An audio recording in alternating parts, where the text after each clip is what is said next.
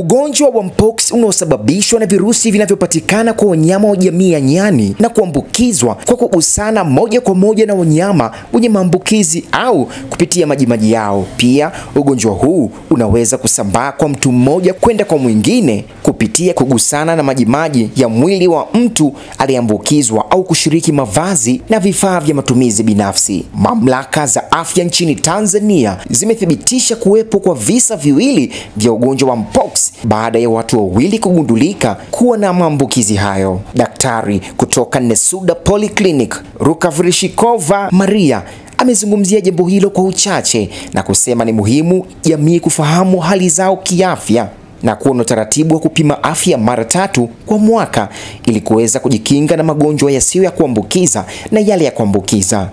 Sasa watu wengi wanaogopa ugonjwa wa mpox, ndio, na ninawaelewa kwamba hiyo ni chochote mpya ambayo hawajakuta zamani. Kwa hivyo sasa walikuja kutoka pembeni hapa maswali kuhusu hiyo ugonjwa.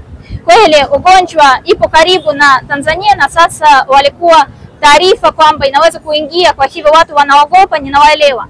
Lakini ya kwanza nyinyi nataka kusema, wakati wewe unakuta chochote alama ya hatari ambayo unayo na wewe au mtoto wako au mtegemezi yako yeyote, kwenda hospitalini. Sio mpox tu, ndio sana.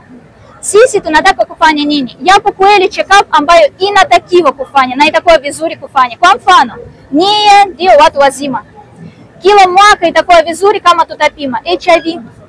Kila mwaka itakuwa vizuri kama tutapima kaswende, kama tutapima hepatitis B, na hepatitis B kwa mfano tunaweza kujikinga na vaccination na chanjo. Ndio.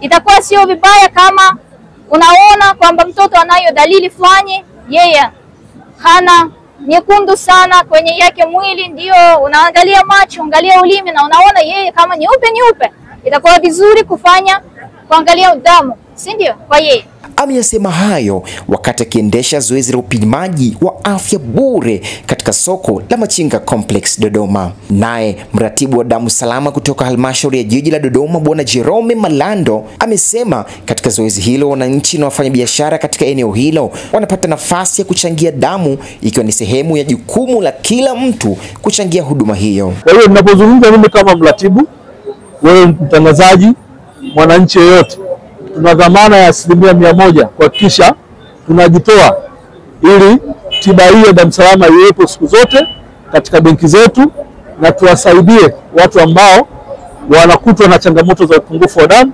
maisha yao yaendelee.